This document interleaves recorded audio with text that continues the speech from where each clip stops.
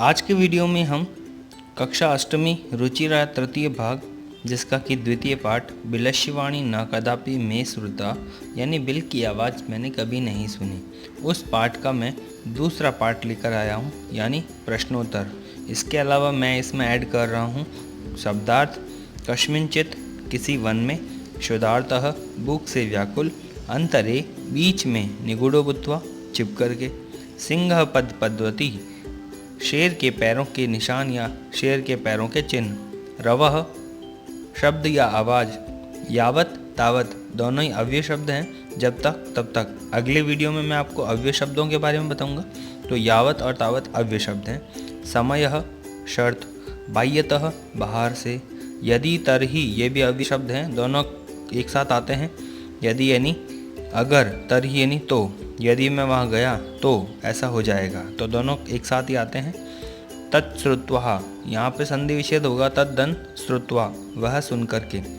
भय संत्रस्त मनसाम डरे हुए मन वालों का।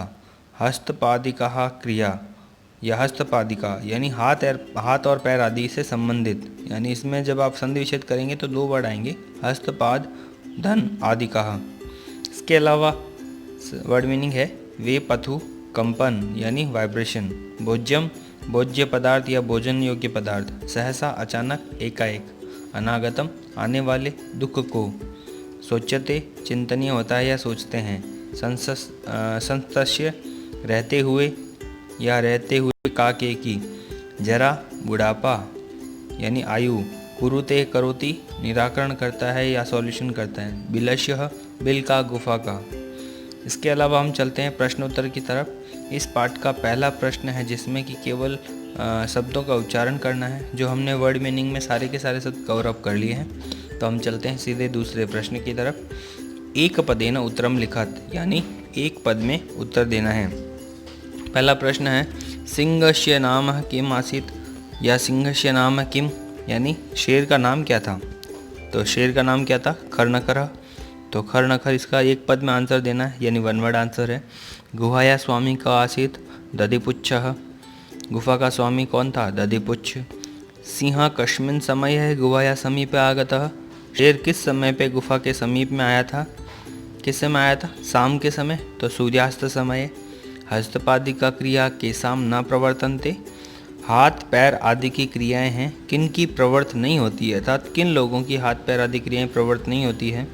तो भय संत्रस्त मनसाम डरे हुए मन वालों की, अर्थात जिनके मन में डर बैठ जाता है उन लोगों की हाथ पैर आदि क्रिया प्रवृत्त नहीं होती, मतलब वो अपना हाथ पैर ही नहीं हिला पाते हैं। गुहा केन प्रतिध्वनि ना, गुफा में किसकी प्रतिध्वनि हुई या किसके कारण गुफा में गूंजने की आवाज़ आई। तो उच्च गर्जनेन, किसके उच्च गर्जन की, शेर। तो उच्च गर्जनेन यानी ऊंची आवाज़ या ऊंचे गर्जन के कारण गुफा के अंदर प्रतिध्वनि हुई यानी इको साउंड हुआ।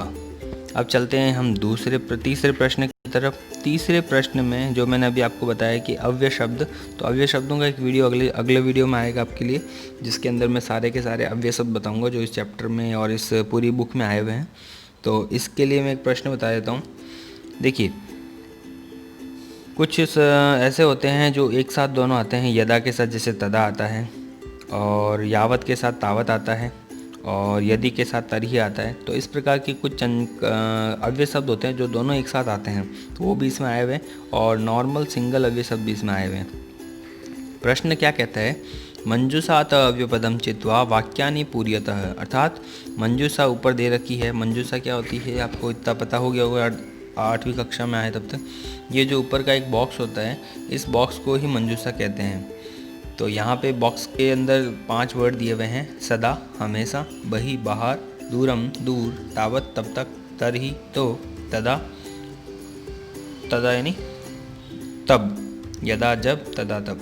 तो यहाँ पे पहला ही देखिए, यदा 10 वादनम भवति, जब 10 बजते हैं या 10 बजे होते हैं, खाली जगह, छात्रा विद्यालयम गच्छन्ति, छात्र विद्यालय को जाते हैं। तो मैंने आपको बताया था कि कुछ ऐसे अव्यय शब्द होते हैं जो एक साथ आते हैं। तो यदा के साथ क्या आता है, तदा। तो यहाँ पे इसमें आएगा तदा। सूर्य पूर्व दिशायाम उदेति, सूर्य है वो पूर्व दिशा में उदय होता है।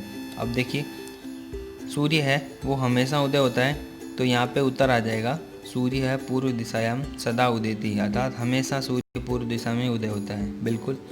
तीसरा है सृगालः गुहाया आसीतः, शियार है वो गुफा के कहाँ था, बाहर था या अंदर था, बाहर था ना, तो सृगालः गुहाया बही आसीत। और इसके अंदर वैसे अंत के लिए वर्ड ही नहीं आया है, अगर वो आता तो हो सकता है वो भी सही हो सकता था, लेकिन यहाँ पे वो शब्द ही नहीं है, तो आप बही के लिए ही प्रेफर करेंगे बही को। तो सृगालः गुहाया बही आसीत। अगला प्रश्न है स च यावत, यावत के साथ में क्या आना चाहिए, तावत। तो पहली बात तो वो कंफर्म हो गया कि तावत आएगा। दूसरा इसका हिंदी अर्थ से देखते हैं। स च यावत पश्यति, और वह जब तक देखता है, तावत यानी जहाँ तक वह देखता है, जहाँ तक उसकी नज़र जाती है, तावत सिंह पद पद्धति गुहायाम प्रविष्टा दृश्यते, शेर के पैरों के निशान या शेर के अंदर जाने के पैरों के निशान, गुहाया प्रविष्टा यानी गुफा के अंदर प्रवेश करने के निशान, दृश्यते दिखाई देते हैं। तो यावत के साथ तावत आएगा, जब तक देखता है तब तक, ठीक है। अगला है सृगालो अपि ततः, शियार भी, ततः यानी उसके पश्चात शियार भी, दूरम पलाय माना अपठत, और शियार है वहाँ से दूर जाते जाते अपठत यानी उसने पढ़ा, क्या पढ़ा, श्लोक पढ़ा था। लास्ट में आता है ना जब वो शियार वहाँ से रवाना हो जाता है और एक श्लोक पढ़ता है कि मैंने कभी बेल की आवाज़ नहीं सुनी। अब आता है अंतिम, यदि सफलताम इच्छसी, यदि तुम सफलता प्राप्त करना चाहते हो, तो यदि के साथ क्या आएगा, तरही। तो तरही आलस्यम त्यज, तो तुम आलस्य का त्याग कर दो या आलस्य को छोड़ दो। अगला प्रश्न है पूर्ण वाक्य न उत्तरत, अर्थात पूरे वाक्य में आपको उत्तर देना है। पहला प्रश्न है, पहले मैं प्रश्न की हिंदी बताता हूँ, उसके आधार पे आपको थोड़ा बहुत समझ में आ ही जाएगा कि क्या उत्तर देना है। खर नखरः कुत्र प्रतिवसति स्म, खर नखर कहाँ पर रहता था। तो खर नखर कहाँ पर रहता था, एक गुफा के अंदर रहता था या वन के अंदर रहता था। अब यहाँ पे जो चैप्टर में आया है उसके अकॉर्डिंग अगर देखा जाए तो ये होगा खर नखर। खर नखर कौन था, शेर। कस्मिंचित वने प्रतिवसति स्म, किसी वन में रहता था, जंगल में रहता था। तो इसका उत्तर हो जाएगा कस्मिंचित वने, कुत्र के स्थान पे आ जाएगा। कुत्र किस लिए आता है, स्थान के लिए। जब आप प्रश्न निर्माण करेंगे तो वहाँ पे भी इस चीज़ को ध्यान रखना है कि जहाँ पर भी किसी स्थान के बारे में पूछा जाए तो वहाँ पे प्रश्न बनाते समय कुत्र शब्द का प्रयोग करते हैं। अगले चलते हैं दूसरे प्रश्न की और महती गुहाम दृष्ट्वा सिंह किम अचिंत्यत, बड़ी गुफा को देख करके शेर ने क्या सोचा। बड़ी गुफा को देख करके शेर ने सोचा, क्या सोचा, इन्वर्टेड कॉमा में मैंने इसको आंसर को लिखा है, नूनम एतश्याम गुहायाम रात्रो को अपि जीवा आगच्छति, निश्चित रूप से इस गुफा में रात्रि के समय में कोई जीव या कोई जानवर यहाँ पर आता है। अतः इसलिए अत्रैव निगूढ़ो भूत्वा तिष्ठामि, यहीं पर छिप करके मैं बैठ जाता हूँ। ये वाक्य इसने बोला, इसलिए मैंने इसको इन्वर्टेड कॉमा में बंद किया है, क्योंकि ये किसी के द्वारा कही गई बात है तो उसको आप डबल इन्वर्टेड कॉमा में बंद कर दीजिए। इसके बाद में मैंने लिखा इति, यानी इस प्रकार से ये वचन उस किसने कहा, शेर ने कहा जब उसने गुफा को देखा। तीसरा प्रश्न है सृगाला किम अचिंत्यत, शियार ने क्या सोचा। शियार ने अब सोचा, जो सोचा वो भी एक फिक्स बात है, उसको भी इन्वर्टेड कॉमा में बंद कर देंगे हम। सृगालः चिंत्यत, शियार ने सोचा, अहो विनष्टो अस्मि, अरे आज तो विनाश हो गया है, यानी आज तो मृत्यु निश्चित है। नूनम अस्मिन् बिले सिंह अस्ति इति तर्कयामि, अर्थात मेरे विचार से इस बिल के अंदर शेर निश्चित रूप से है। ततः किम करवाणी, तत् किम करवाणी, तो क्या करना चाहिए। वो अपने आप से ही प्रश्न पूछता है कि आज तो मृत्यु निश्चित हो गई, लग रहा है इस गुफा के अंदर शेर बैठा है और हमें क्या करना चाहिए अब मुझे। तो ये इस बात ने उसने सोचा, उसको मैंने इन्वर्टेड कॉमा में बंद करके आपको बताया है। अगला प्रश्न है सृगालः कुत्र पलायितः, शियार कहाँ चला गया। तो सृगालः उस स्थान से कहाँ चला गया, दूर चला गया ना, तो दूरम पलायितः। जितना आपको लगता है कि छोटा आंसर दे सकते हैं तो दे दो, क्योंकि आपको वन वर्ड आंसर नहीं देना, लेकिन सेंटेंस पूरा लिख सकते हो। तो सृगालः दूरम पलायितः। अगला प्रश्न है किम विचार्य सिंह सृगालस्य आवाहनम अकरोत्, क्या विचार करके शेर ने शियार को पुकारा, यानी जब शेर गुफा के अंदर चला गया था और जब शियार ने आकर के गुफा को आवाज़ दी तब उस शेर ने क्या सोच करके उसको वापस पुकारा।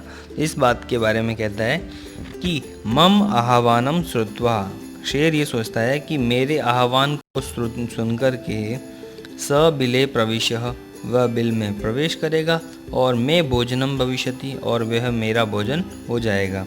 इति विचार्य सिंह सृगालस्य आह्वानम करोत, यह सुनकर के सृगाल को पुकारता है। कौन? सिंह यानी शेर। अगला प्रश्न है अस्याम कथायाम कस्य चातुर्यम निरूपितम सिंहस्य सृगालस्य वा, अर्थात इस कथा के द्वारा किसकी चतुराई को निरूपित किया गया है, यानी इस चैप्टर में किसको क्लेवर बताया गया है, किसको चालाक बताया गया है। सिंहस्य सृगालस्य वा, शेर को या सियार को। तो अस्याम कथायाम सिंपल सी बात है, शेर तो मूर्ख था, उसने तो वापस आवाज़ भी दे दी थी। सृगालस्य चातुर्यम निरूपितम, यानी शियार की चतुराई को निरूपित किया गया या बताया गया है। अगला प्रश्न है फिल इन द ब्लैंक्स के द्वारा आपको एक स्टोरी फिल करना है। ये स्टोरी लगभग मुझे लग रहा है 6th क्लास या 7th क्लास में आपने पढ़ी होगी ज़रूर। देखिए अव्यय पद दे रखे हैं, पहले अव्यय पदों का हिंदी अर्थ समझे, उसके बाद में आप उसको फिल करने की कोशिश करें। सहसा अचानक, दूरे दूर, क्रमशः यानी बारी बारी से या क्रमानुसार, यदा जब, तदा तब, परंतु, लेकिन, यदि, यदि तो, तरही तो, यदि जो, तरही तो, तत्र वहाँ। तो इस प्रकार से ये शब्द हैं, तत्र वहाँ। तो इस प्रकार से ये मंजूषा के अंदर जो शब्द दे रखे हैं उन शब्दों के आधार पे आपको कहानी को फिल करना है। एकस्मिन वने, एक वन में, कश्चन व्याधः, कोई शिकारी, जालम विस्तेर्य, जाल को फैला करके, दूरे स्थितः, वहाँ से दूर जा कर के खड़ा हो जाता है या दूर स्थित हो जाता है। अब उसी समय क्या होता है, आकाशे ही, आकाश में, सपरिवारः, परिवार के साथ, कपोत राजा चित्रग्रीवः, चित्रग्रीव नाम का कपोत यानी कबूतरों का राजा, निर्गतः, निकल रहा होता है। तो वहाँ पर निकल रहा होता है, तो वहाँ के लिए क्या वर्ड आएगा, तत्र। तो तत्र आकाश से, उसी समय आकाश में अपने परिवार के साथ कपोत राजा चित्रग्रीव निकल रहे होते हैं। अब आगे, तंडुल कणानाम ऊपरी कपोतानाम लोभो जातः, तंडुल यानी होता है चावल के कण, यानी चावल के टुकड़ों को देख करके या चावल के टुकड़ों पर कपोता नाम, कबूतरों का, लोभ हो जाता है, यानी देख करके वह लालच आ जाता है या उनको देख करके वह लालची हो जाते हैं। तो यहाँ पे देखिए कौन सा आ सकता है, क्रमशः, क्रमशः यानी लगातार। तो लगातार के आधार पर इसमें आ सकता है, लगातार चावलों के कणों को देख करके कपोता नाम यानी कबूतरों को लालच हो जाता है। फिर खाली जगह, राजा तत्र सहमता न आसीत, राजा है वहाँ पर सहमत नहीं होता है, लेकिन, अब लेकिन से आएगा, तो परंतु राजा तत्र सहमता न आसीत, राजा उनकी बात से सहमत नहीं होता है। तस्य युक्ति ही आसीत, उनका एक उपाय था, तस्य युक्ति आसीत, यदि निर्जने वने, उनका एक उपाय था। उपाय क्या था, उन्होंने ये सोचा कि यदि निर्जने वने यानी बिना व्यक्ति वाले, अर्थात इस जंगल के अंदर कोई भी व्यक्ति नहीं है, कोऽपि मनुष्य नास्ति, अगर इस जंगल में एक भी व्यक्ति नहीं है, एक भी मनुष्य नहीं है, यदि आया ना, तो यदि के साथ अभी क्या आया था, तरही, तो यहाँ पे वापस तरी आएगा। तो तरही कुतो वा तंडुला नाम संभव है, तो चावलों का संभव कैसे है, चावलों के कणों का होना संभव नहीं है। यदि मनुष्य ही नहीं है, कोई इंसान नहीं है, तो चावल के कण कहाँ से आ सकते हैं, ये उसने सोचा, उसका उपाय था।